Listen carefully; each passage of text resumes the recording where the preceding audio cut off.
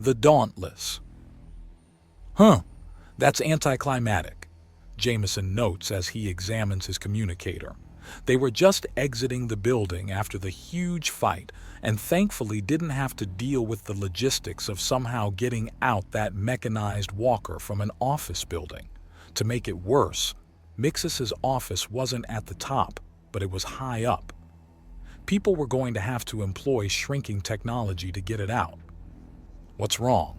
Barnabas asks. At this point, Vera was on his back and Linda next to him.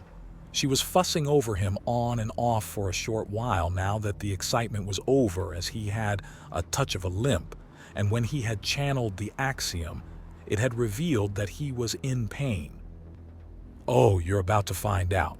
For the love of God, though, it's downright disappointing," Jameson complains even as Silence examines his own. The stealth agent's entire frame seems to slump, and he points to the screen before getting a pat on the shoulder from Jameson. I know. I wanted more fun too." "What are you two even talking about?" Vera demands, just as both Barnabas's and Linda's communicators go off. He pulls his out first and examines the message. "No, she didn't." He moans after reading the message, and Linda pulls out her own to read. "Oh, that's good news. Less work." Linda notes as she reads the message stating that Mariella Digital Knight, or rather Lady Knight, had turned herself in and was offering her complete and total cooperation. "Less fun. Back to studying and guard duty for me," Barnabas notes. "Fun? Sure. I gotta go outside the Dauntless with purpose and both meet interesting people, have a good brawl, saw interesting places, and was part of something." He notes, "Your first contact for your species. You're already part of something." "Yes, but I'm not one of the diplomats or negotiators. So my job is to sit on my hands and make sure no one interrupts our VIPs from hammering things out as best they can. Grunt work is still grunt work no matter the circumstances. You're still marching around with a weapon bored out of your gourd." "Oh, don't you worry about that, big man. You're going to have me around to keep things interesting, and soon enough there's going to be more. I'm told that fatherhood really helps men find some purpose in their life," Vera says, cuddling into Barnabas's back. She's still very much riding piggyback despite his twisted ankle, and he's a soldier, not exactly prone to complaining about little things like pain. "Will you get off him? His leg is hurt!" Linda suddenly snaps and tries to straight up pull Vera off his back. This just gets the Takra to dig her claws in and refuse to be moved as a matter of instinct. "Just a twisted ankle, nothing to get excited about," Barnabas says is a slightly strained tone as the claws dig in painfully. He's had worse, he's had far worse, but he has yet to develop any masochistic traits in spite of the jokes that go around claiming all soldiers ended up as some kind of masochistic or sadistic. "So that crazy voice lady surrendered? Why?" Vera asks after a bit, and Barnabas shrugs, which bounces the Takra a bit. "No idea. We'll get the after-action report, I'm sure." "Very good. State your full name and occupation for the record, please," the police interrogator asks. She's a Platin woman with sandy blonde hair and is in a business suit, unlike most other Platin who tend to serve more as boots-on-the-ground officers than paperwork pushers. The problem is that those that succeed too well on the street tend to get promoted right out of their field of expertise. This interrogator, however, had adapted and managed to make things work. "I am Mariella D. Knight. The D stands for digital. I have had that name since my ascension from flesh and blood to chrome and code." The chrome, neon, and synthetic woman states as she adjusts herself for comfort. Her enormous horns and even larger frame has her as an Agila, a race that would be terrifying in a fight if it wasn't so naturally calm. The non-apex Canador most considered them. A bit unfair, but the Agila as a whole tend to consider it more amusing than rude. I am the owner and founder of numerous businesses, some small, others large, and the vast majority quite profitable. Those that aren't, well, I have some more work to do with those. Of course, Could we have a comprehensive list? Or the moment the interrogator asks the question, Mariella starts softly laughing. I'll assume that means you have such a number of them that the list grows into the impractical range when it comes to naming them in casual conversation. Oh my, yes, however, the businesses I own are a matter of public record. I have nothing hidden. I see. Then why are you claiming involvement with the recent unpleasantness surrounding the council? Simply put, I cannot help but think I am partially at fault. Could I please have some elaboration? Certainly, I am part of a group whose interest is on the maximization of profit. We're not really involved with each other's business ventures, but we talk to each other to avoid stepping on one another's toes and generally see if we can't stay out of each other's way or help each other in low-cost ways. A gentlewoman's club for successful business owners, if you will. Insider trading? No. A helpful social group that takes care to avoid conflicts of interest and a bit of a mentorship for the young up-and-comers. It's quite the step to go from a planetary corporation to a system-scale corporation, and a considerably larger one to get a multi-system corporation running properly. So closer to an informal training academy. In a sense. Nothing is official, of course. On the books, we just have a surprisingly well-matched social life when it comes to relaxation and tend to utilize the same venues. Very good. Now, how did you and this group end up involved with the attack on the council? Simply put, an aspiring member of our circle proved to be short-sighted and stupid to a truly astonishing degree. An aspiring member? Are you implying she was trying to impress you and yours? I won't imply a thing. I'll outright tell you she was looking in all the wrong places to impress us, Mariella says, and waits a few moments for the interrogator to stop typing. May I continue? Yes, please. Good. Now, to understand the situation more fully, we have an initiation task. For many it sounds absurd, but those who truly understand business can accomplish it fairly easily. You must grow a 50 million credit investment into a billion credits. Or if you do not casually have 50 million, you can get by with any profit margin equal or greater to 2,000% return on your initial investment. That's quite the requirement. Not as much as it may seem at first.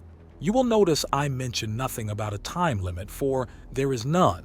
So long as you can show us all the paperwork required, we will take in anyone who can make a 2,000% return and tutor them to not only make the process more consistent, but swifter as well. My own entry into our little group took me 2 decades to fully accomplish. Time well spent, as I learned an enormous amount before I even joined. And does this group have a name? It does not. I see. And where do you personally become involved in this series of events? As an observer only, as that is what I was doing. Miss Mixus had stated that she had the perfect way of getting the full billion credits with only 25 million inside a month. An extremely bold claim, so we were taking great interest. I was closest to the unpleasantness. And when her plans became clear, I tried, and failed, to persuade her to stop. What was her plan ultimately? A massive insurance scam and a false injury claim in the legal system. She was essentially trying to gamble her way into our group. Now, to be fair, we do have several professional gamblers in our little group, but they're the exception, not the norm. Not to mention they've progressed to proper business owners at this point. I see. And how do you know this? She gave me administrative access to her records even as she worked on this absurdity, and before I truly understood what was going on, she had blown up the council building, and as I was trying to talk some sense into her, she had the car of the investigators detonated. She kept claiming she could fix things and was about to make an enormous profit, but things just completely fell out of her control, and by the time the officers arrived, I was relieved to be done with the murderous idiot. I have never misjudged someone so poorly before. I'll be taking a vacation when this is done to sort through my thoughts and hopefully find out which signs of madness I missed to not see this coming. I see.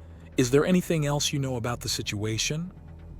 Yes, there's only going to be one or two more people involved. She has a very bad habit of only giving out partial information and not trusting her employees to do a job properly. Therefore, not even her secretary was aware she was involved in this nonsense. In fact, I can further confirm that the mercenaries she hired as bodyguards were not told why she needed them. Not truly. Any names you can give me that were aware of this involvement would be a blessing. I'm afraid I can only give you one beyond Miss Mixus with any certainty. There's a large amount of plausible deniability with almost everyone else. After all, expecting someone to casually know the chemical compound, appearance, or smell of an exotic explosive is just unreasonable. Very good. Who do you know is guilty? Haley Furrows, a go-be runner, delivery girl, and all-around servant and assistant to Miss Mixus. I am uncertain if she knew she was planting a bomb, but she knew she was interfering with another citizen's private vehicle under someone else's orders. Ah, so tampering and vandalism, but not deliberate ordnance delivery. Yes. Is this Miss Furrows? The interrogator asks, and she turns around her portable computer to show an image of a young gobe with black streaks dyed into her green hair. It is. I see. Now why didn't you come to us earlier? Why did it take you so long? I was trying to talk that idiot into doing the right thing herself. She kept insisting that she was about to make everything better, but I was simply out of patience when the police arrived and just left the fool to her well-deserved state. I'm here to make sure the record is straight and no details are missing. Excellent. We're done here for the moment, but please be sure to remain available for the next few days as we wrap this up.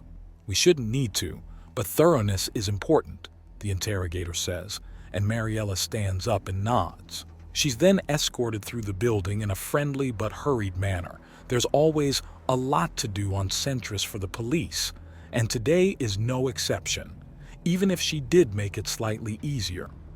However, she pauses as she leaves the building itself and looks down at the older human in front of her. Good afternoon, madam. If you could spare a few minutes, Admiral Cistern would like to speak with you. Oh, really? What does the young man want? I haven't the foggiest, madam. I am simply the butler. Sir Philip replies, walking beside her and opening the door to her own limousine for her. I have a modified communicator with me so that you may have a proper heart-to-heart with him on the way to your next appointment. You may do what you will with the device when you're finished speaking with him.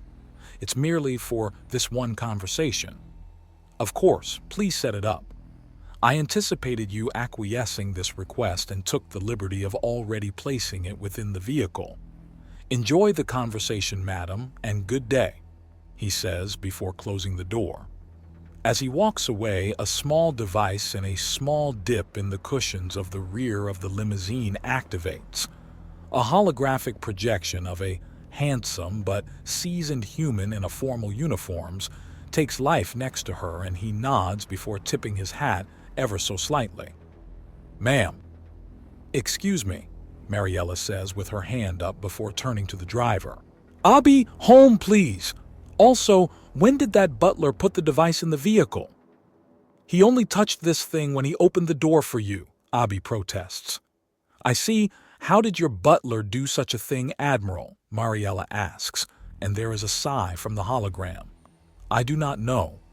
The man was an experienced veteran of numerous conflicts when I was born and has only grown more skilled since. But this conversation is not about him. This is about the assets and capacities of your aspiring member. Aspiring no longer. To use your own terms, we wash our hands of her entirely. Excellent. That's all I needed to speak to you about. You're going to be taking control of her businesses and assets, aren't you? Oh my yes, almost any situation can be turned to enormous profit. I see. Tell me, Admiral Cistern, what kind of social schedule do you have?